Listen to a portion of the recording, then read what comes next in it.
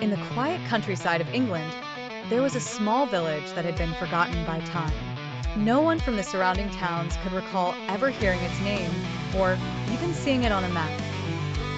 It was said that the village, known as Eldergrove, had been abandoned decades ago after a mysterious plague swept through, wiping out its population in less than a week. For years, the village sat empty, untouched by human hands. The locals believed it was cursed and avoided it at all costs. However, this didn't stop Thomas, a historian with a passion for the unexplained. He had spent years researching Eldergrove and was determined to visit it, despite the warnings he received from the townspeople.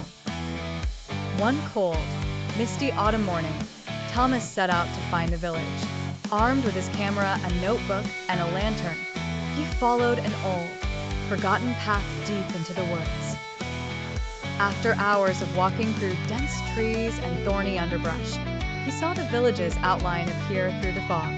The first thing he noticed was the eerie silence.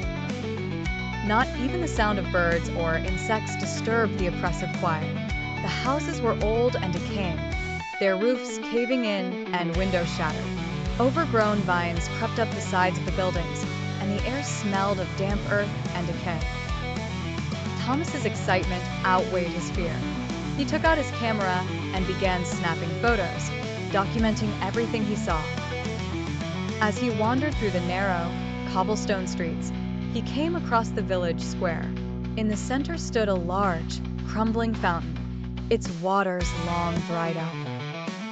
Around it were scattered remnants of what appeared to be offerings, withered flowers, coins, and small wooden figures. It was as though the villagers had left in a hurry, leaving behind whatever they could not carry. Curiosity drove him to explore further. He noticed a small church at the edge of the village, its doors ajar, creaking with the wind. He hesitated for a moment, but then pushed the door open with a loud groan. Inside, the church was in a similar state of decay. Wooden pews were broken and overturned, and the air was thick with dust. At the front of the church stood an altar, and behind it, a large stained glass window that depicted a figure Thomas had never seen in any religious text, a woman with hollow eyes, draped in a cloak of shadows, holding a sickle in one hand and a cluster of black roses in the other. As Thomas approached the altar, he felt a sudden chill run down his spine. The temperature in the church seemed to plummet, and the once faint whispers of the wind outside grew louder, more distinct, almost like voices. He shook off the feeling and knelt by the altar, examining the strange symbols carved into its surface. They were unfamiliar, a mix of ancient runes and cryptic shapes. Suddenly, the door behind him slammed shut with a deafening bang.